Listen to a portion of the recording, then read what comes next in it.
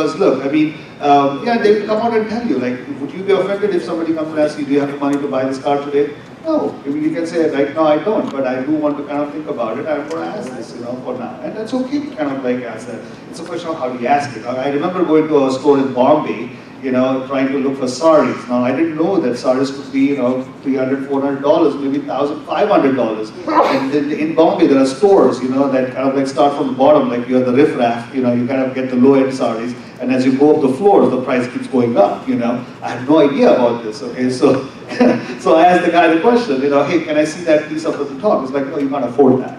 I think that's rude. So don't do that. You should it's okay to say you have the buckets to kind of like push this. I might definitely show you. But an organization cannot totally function on just doing form inquiries, right? They need to look down at some years down the line if they still have to work out those 1 million, 2 million type budget type of bid type inquiries that might come up as potential opportunities in the future. So how much time do you think you should invest one's time in or resources in building budget and bid type inquiries? Very good. Again, the question was like, do we just throw these guys who are asking for budgets out of the door and say, oh, come back when you have the money? You don't do that. Of course you don't do that. What you do though is, ask the customer the question, when do you think you'll have the money? Okay, and then you know how much time and when to come back to them, and they know when to come back to you.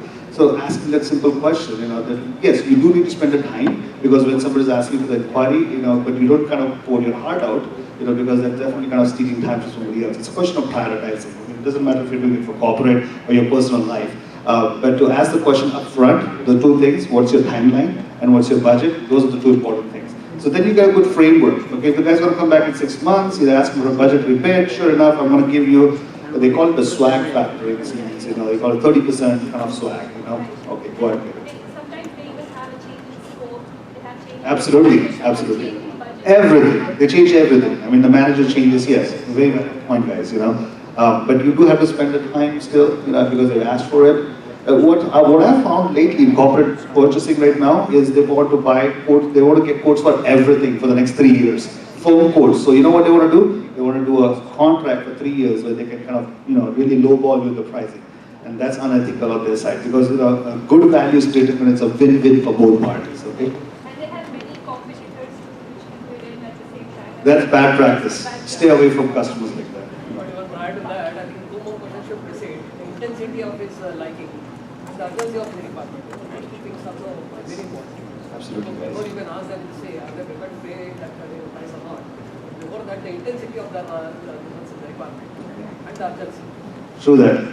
All right, guys, I think we have a break right now. No? I'm sorry. Okay. Well, thank you very much. I appreciate the time, guys. Okay, I'm going to give it back to Rohit. Thank you. Appreciate it.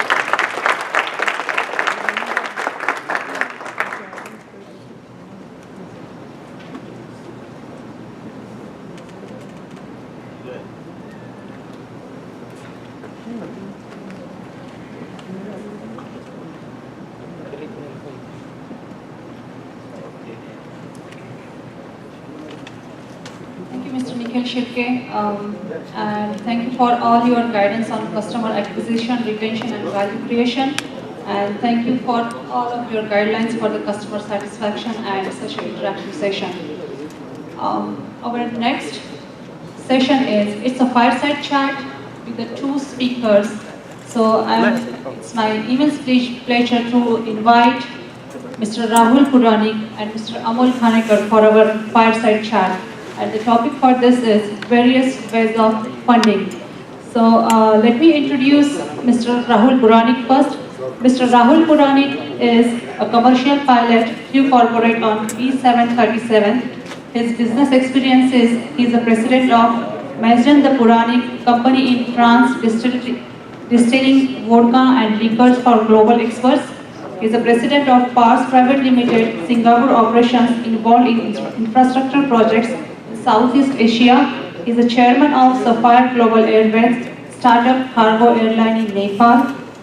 Some of his past experience is he is successfully built, owned and exited several beverages plaza in Georgia. He constructed a Ramada Hotel, Wyndham Hotel in Ohio, and he purchased and operated a 165 acres of vineyard property in Australia. Rahul has over 20 years of business experience. So welcome Rahul. And our another speaker is Mr. Amol Khanekar. So Amol Khanekar is MBA in finance. He is currently working in Prudential ICICI Asset Management in Mumbai, India. He was responsible for developing the banking distribution channel. He worked as Deutsche Bank Private Wealth Management in Mumbai, managed high net worth with clients. He has a Taurus family office in Singapore that actually offering solution on portfolio management and visiting clients on operational and structural trade finance solutions. He worked in asset and wealth management. He is an investor relations, private equity and fundraising business development. So I welcome Mr. Rahul Puranik and Mr. Amol Khanekar.